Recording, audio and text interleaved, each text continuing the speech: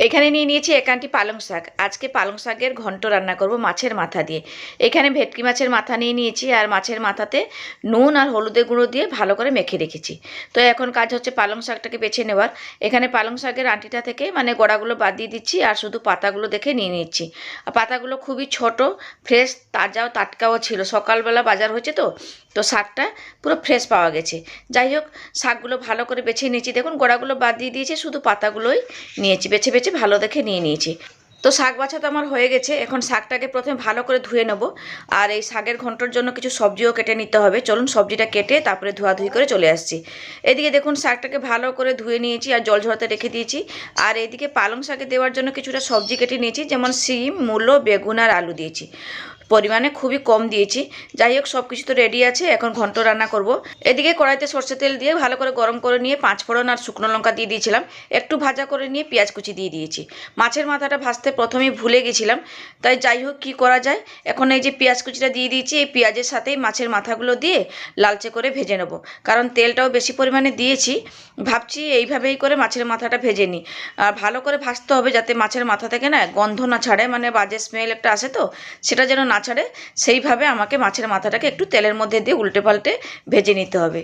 তো এইভাবে আমি মাছের মাথাটাকে অনবরত উল্টে পাল্টে পুরো লালচে করে ভেজে নিয়েছি।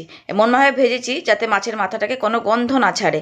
যাই হোক, মাছের মাথা, পেঁয়াজ টিয়াজ সব কিছু ভাজা হয়ে গেছে। এরপরে দিয়ে দিলাম কেটে রাখা সবজিটা দিয়ে দেওয়ার পরে প্রথমেই দিয়ে দিলাম নুন, তারপরে দিলাম হলুদের গুঁড়ো। আর কিছুই এখনও দিচ্ছি না। যাই হোক, এরপরে ওই সবজিগুলোকে একটুখানি মাছের মাথার সাথে ভালো করে একটুখানি ভেজে নেব। গ্যাসটাকে বাড়িয়ে রেখে না আমি অনবরত এইভাবে সবজিগুলোকে মাছের মাথার সাথে ভেজে নিচ্ছিলাম। আর এরপরে কি করব, গ্যাসটাকে হালকা একটুখানি কমিয়ে দিয়ে ঢাকা দিয়ে দেবো।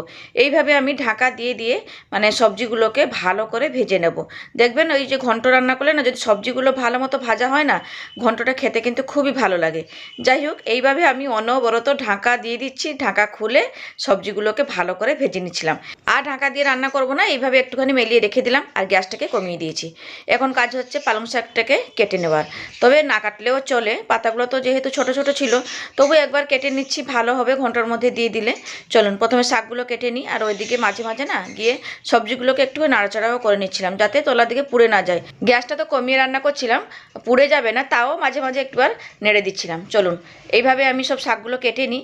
আর এই ঘন্টতে আমি একদমই জল দেবো না, যেহেতু পালং শাক থেকে জল ছাড়বে, তাই এই যে শাক থেকে জলটা বেরোবে তাতেই কিন্তু বাদবাকি যেটুকুনি সবজি সিদ্ধ হওয়ার বাকি আছে সিদ্ধ হয়ে যাবে। দেখুন খুব ভালো মতো করে কিন্তু ভেজে নিয়েছি, সুন্দর একটা রঙও চলে এসেছে।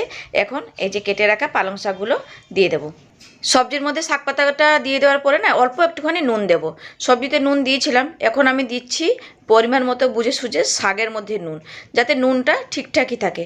যাই হোক, নুনটা দিয়ে ভালো করে সবজির সাথে শাকগুলোকে মিশিয়ে নিচ্ছি। দেখুন কত তাড়াতাড়ি শাকের পাতাগুলো সবজির সাথে মিশে গেলো, আর পরিমাণে কইটুকুনি মানে অল্প একটুখানি হয়ে গেছে। দেখুন কতটা জল বেরিয়েছে। যাই হোক, এখন দিলাম অল্প একটুখানি চিনি। যেহেতু পালং শাক রান্না করছি, পালং শাকের ঘন্ট একটু চিনি না দিলে না হয়, তাই পরিমাণ মতো একটুখানি বুঝে সুঝে চিনি দিয়ে দিয়েছি। এরপরে মাছের মাথাগুলোকে ভেঙে দিচ্ছি, মানে সব সবজিগুলোর সাথে এখন মিশিয়ে নেবো। ঘন্ট মানে কি একটু ঘাঁটা ঘাঁটা হবে, তাহলে তো খেতে ভালো লাগবে। যাই হোক, সবজি, মাছের মাথা সব কিছু শাকের সাথে ভালো করে মিশিয়ে নিয়েছি।